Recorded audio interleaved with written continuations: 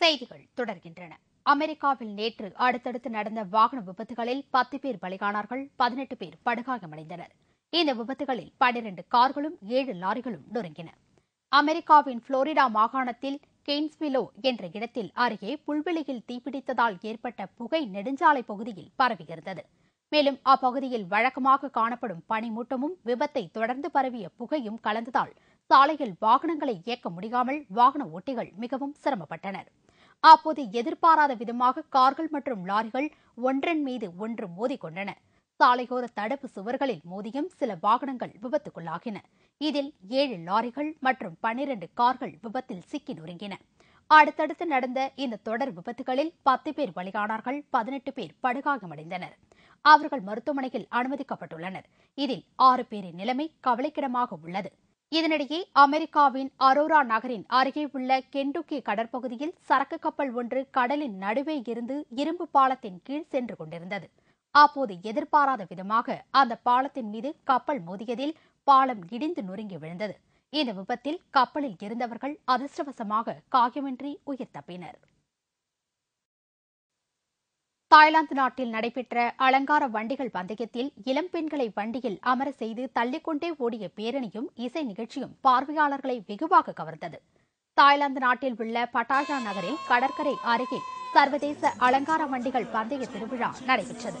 இதில் பங்கேற்போர் அலங்கார வண்டிகளை பலூன்களாலும் வண்ண காகிதங்களாலும் அலங்கரித்து இளம் பெண்களையும் தங்களுக்கு வேண்டியவர்களையும் அந்த வண்டிகளில் ஏற்றிக்கொண்டு தள்ளிக்கொண்டே ஓடியது பார்வையாளர்களை வெகுவாக கவர்ந்தது. இந்த திருவிழாவை முன்னிட்டு முரசு கொட்டியும் இசைக்கருவிகளை இசைத்தும் கலை நிகழ்ச்சிகள் நடைபெற்றன.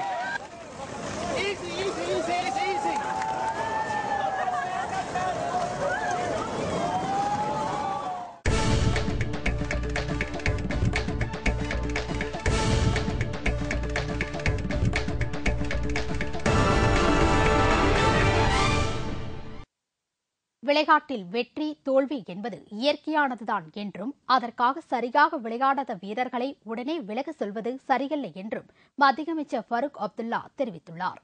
அண்மையில் ஆஸ்திரேலியாவிற்கு எதிரான தொடரில் இந்திய கிரிக்கெட் அணி 4-0 என்ற புள்ளிக்கணக்கில் படுதோல்வி அடைந்தது. அதைத் தொடர்ந்து அணியின் மூத்த வீரர்களான ராகுல் டிராவிட், VVS லட்சுமணன் உள்ளிட்ட சிலரை ஓய்வு பெற வேண்டும் என்று முன்னாள் கிரிக்கெட் வீரர்கள் மற்றும் ரசிகர்கள் பலரும் வலியுறுத்தி வருகின்றனர். இந்நிலையில் ஜம்முவில் செய்தியாளர்களை சந்தித்த புதுப்பிக்கத்தக்க மரபுசாரா எரிசக்தித்துறை அமைச்சர் ஃபரூக் அப்துல்லா, விளையாட்டில் வெற்றி தோல்வி என்பது இயற்கையானதுதான் என்றும் அதற்காக ராகுல் டிராவிட் போன்ற மூத்த வீரர்கள் சரியாக விளையாடாத காரணத்தினால் அவர்கள் அணியில் இருந்து உடனே விலக வேண்டும் என்று சொல்வது முறையல்ல என்றும் கூறினார்.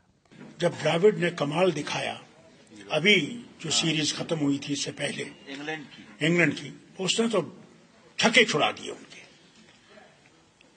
वो तो हमें याद नहीं रहा। अब इस वक्त हम कहते नहीं उनको निकालो। अरे भैया, खेल है, खेल में कभी हम ऊपर कभी नीचे. முன்னதாக இந்திய கிரிக்கெட் அணியில் இருந்து ஓய்வு பெறும் எண்ணம் தற்போதைக்கு இல்லை என்று மூத்த வீரர் ராகுல் டிராவிட் பேட்டி அளித்திருந்தது குறிப்பிடத்தக்கது. இத்துடன் செய்திகள் நிறைவடைகின்றன. மீண்டும் செய்திகள் மாலை 6 மணிக்கு. வணக்கம்.